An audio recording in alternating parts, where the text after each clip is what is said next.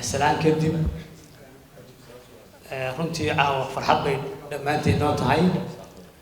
inaan ku daahfurno shirkad cusub oo aad u qiimo badan oo ay soo dhaweeyeen walaalaheena RSSA shirkadda weyn ee CGM inaan maanta halka caawa ku daahfurno oo dalka wax badan insha Allah ku soo kordhin doonta adeegadeena aynu u baahanahay kor u qaadi doonta aad iyo aad bay runtii noogu tahay wax weyn sababtoo ah waa mid aynu u baahanahay dhammaanteen in soo dhaweyno sababtoo ah sharikaduhu ku soo kordhaya dalku waxay soo kordhinayaan maalgelin iyo shaqo abuur iyo dhaqaale dalka kor u qaadaan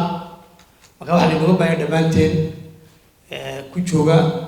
meel xil haya iyo koox xilhaynba in si wanaagsan soo dhaweyno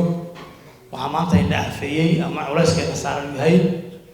shaqo la'aan ka timiday aruurteena markaan jaamacadaha furnay dadkeena u tarmay sanad ma intaasoo kun oo arday ka soo baxayaan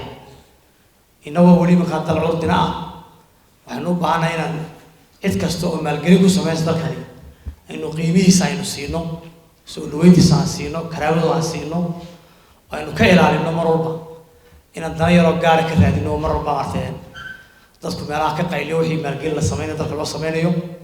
aad iyo aad baan soo dhaweynaa runtii France waa dalal qiimo badan noogu leh waa dalalka aynu maartay xiriirka wanaagsan leenahay waana ku soo dhaweynaa runtii in iyagoo markii hore dikada u tartamay ahaa haddana si haddii calafku siiyey DP World inay ka ganacsadaan oo shirkadooda waaweyn keenaan aad iyo aad ugu soo dhaweynaa markooda waxaan inoo balana in caawa halkan daynu ku daafuraynaa markabka weyn waxaynu wada dareensanahay dalkan ka soo bilaabmay ganacsiga waxay shalay ahayd in markab sida container ama 6 container inay iman jiray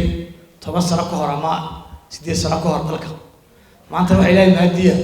in markab 2 jeer container sida ama awoodiisu tahay 3 container sida inuu dikadii balbari yimaado oo aan caawa ku daafurno waa dhamaanteen runtii guuli noos وشاسي واحد مدهرنا هنا ويراشنا يجي عند وحيل الله من ذلك مرتين مالقلنيبا هذه أدب ما ستي شركة المهندق لنا سولو ويسي يجي مرتين قلكا يجي هذا المهندق لنا welcome مالنا welcome to Somaliland we need your investment we are very welcome to you it's your second country thank you very much